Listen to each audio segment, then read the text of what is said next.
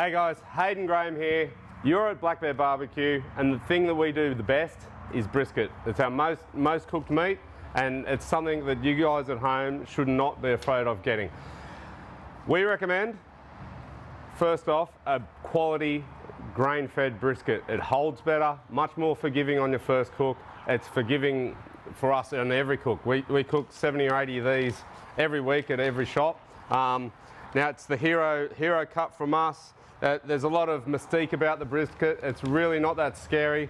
It's easy to get wrong, but it's super easy to get right. So here we go. When you're choosing a brisket down at your supermarket or wherever you're getting it from, at your butcher's, they're usually cryovac.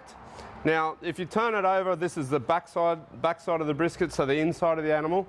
If you have a look at the grain here, you can see a lot of marbling there, and that's your key to grain-fed brisket. It's fatty, it's absolutely beautiful, and it's the thing where flavour comes from. And if you're holding the brisket for a while after you're cooking it, this is what you need. The grass-fed stuff doesn't hold as well, and it's really a drier cut. So we prefer grain-fed every day. We don't use anything else, and Aussie beef is just so good. Look at this. Look at this. All right. So the brisket consists of two muscles. So one going this way and one going that way. So the flat is that way, and if you turn it over, you can see the direction of the grain.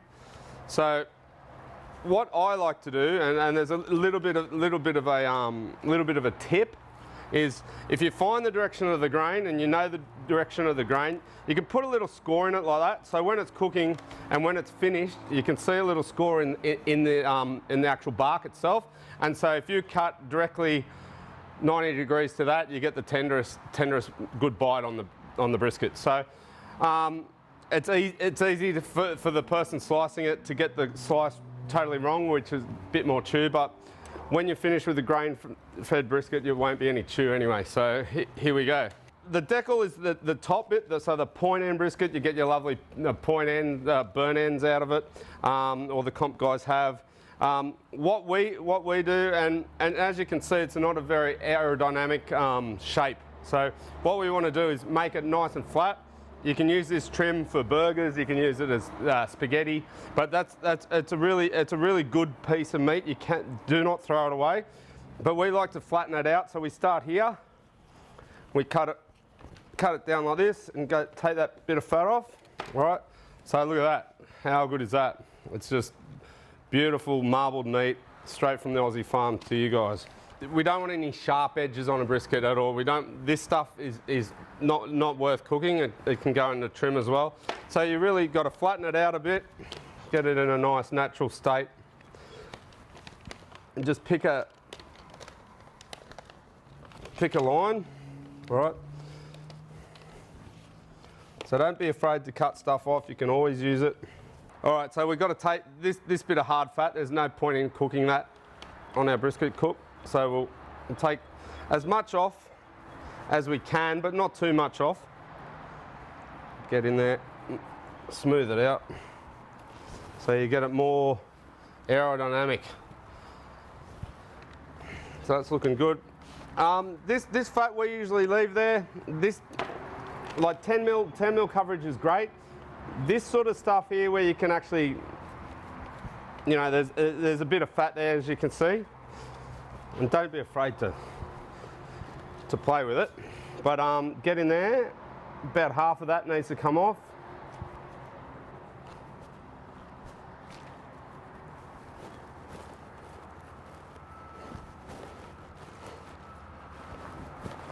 And the colder the brisket is, the easier it is to trim too. So this fat can be a bit hard to cut through when it's soft like this. So when they first come out of the fridge and they're nice and cold, that's the best time to trim it up. So it's the same story over here. We want to get rid of some of this and go through there. And just follow the natural shape of the brisket down to the chopping board, yeah? Like that, so it's nice and smooth, nice and round. That stuff can go.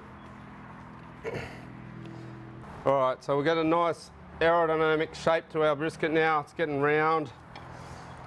All these little bits can come off.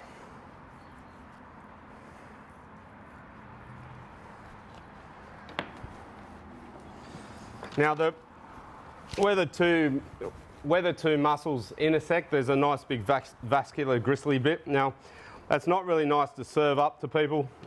We take that off.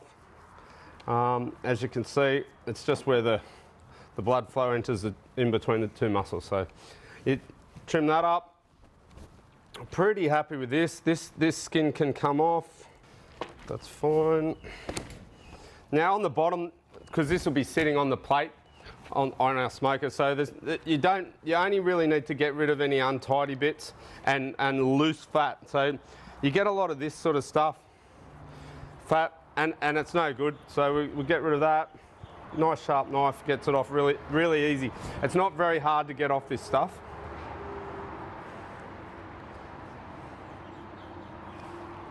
You can almost pick it off with your fingers. Again, we do about 40 or 50 in a day here, so we've only got about 5 minutes to trim a brisket up in reality, but you guys at home can spend as much time and go around and get everything off it. A competition level brisket's another thing altogether. You got to separate the two muscles, cook them separately. The guys are really good at doing this, and it's such a passionate sport these days. So this is brisket Blackbear style, grain fed, waiting to go on the smoker. It's pretty close to smooth enough for me. A little bit more off here. This really thick fat. It's not really. You got to have some fat. Don't get me wrong, but the stuff like this is a bit thick for me. And the stuff with skin on it. All right. So again, when I start season it from the bottom. We'll flip it over and have a nice spark on it. So what we're using on brisket, this is what we use day in, day out at Blackbear. It's our 70-30 rub, salt and pepper to the right spice levels. The grain is coarse enough to have that lovely bite. This is all we use. No, we don't have any binding agents. We don't use mustards, oils or anything like that. Let the meat speak for itself, I say. Nice and even.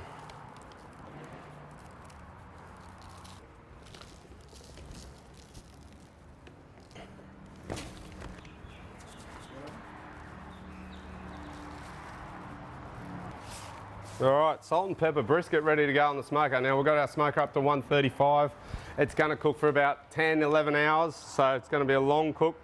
But it's all part of it. I wouldn't have it any other way. It's such a great thing to do, is to cook a brisket. And if you're cooking it for the first time for your family and friends, I promise you just keep it simple, salt and pepper, grain-fed Aussie brisket. You will not make a mistake. It'll treat you just fine. So this brisket we're going to be slicing for burgers. So we're going to smoke it just like the rest of the briskets. He'll be smoked for about 10, 11 hours. It'll come out, we'll do some beautiful slices, we'll make a killer burger, and it'll be something like you've never tasted before, I promise you. All right, so let's go put it in the offset for the first 4 or 5 hours, and then we'll give it a check, we'll rotate it around a bit. This time we're going to have the flat pointing at the hot end. So this is a reverse flow smoker, so the heat goes under and around, so you get a nice hot area up here, and it's very even from there on. So there we go, we've got heaps of room in this. Now you don't need one of these smokers to cook a brisket. You can cook it in an oven if you want. You can cook it in a kettle barbecue. You can even cook it in its big brother up here, which holds 70 briskets at a time. I think the only way to cook brisket, and the only true way to cook brisket, is in an offset barbecue with burning sticks. It'll come out great. The bark will actually reward you, and you will not make a mistake. Going to wake up our brisket. It's been in there for about 10, 12 hours now. Brisket's really, it's a probing thing. So if it probes good, it's done. It's not, you can't set your clock to it. Brisket will tell you when it's ready, and I'm pretty sure this one's going to tell us it's ready. So it's been in the reverse offset smoker for 10 hours. And if you can see, if you can stick your probe in like this, it's basically a big bit of meat jelly ready to go. 95, 96. So I'm happy with that. We're going to bring it over and slice her up. And go. All right, so there you have it, some grain-fed Australian beef. Just perfect example of brisket. It's the way you want it. It's jelly. You can rest it. You should rest it for as long as you possibly can if you're cooking it at home. What we're going to do, I'm going to be a bit sneaky and I'm going to take the best bit straight out of the middle here, which is a mixture of the point and the flat, and we're going to make some super simple brisket sandwiches. Nice fresh brioche roll. I'm just going to place on the toaster, our type of toaster, and we'll just take some slices right now.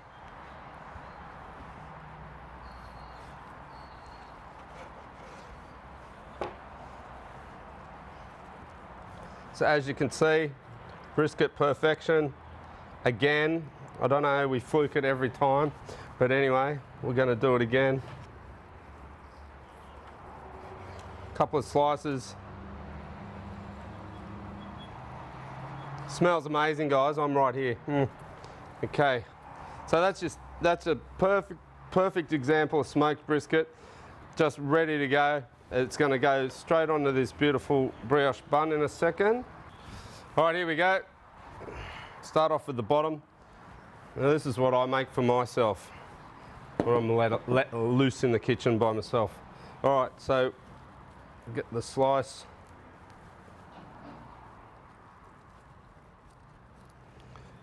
Rip it off there, put it across there. Now onion. Got to have onion on anything, I reckon.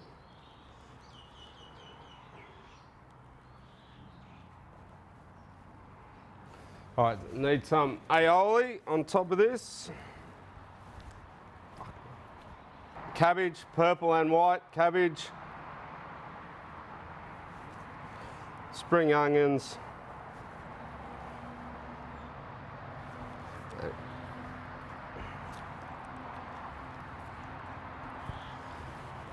And we finish it off with some chipotle mayonnaise.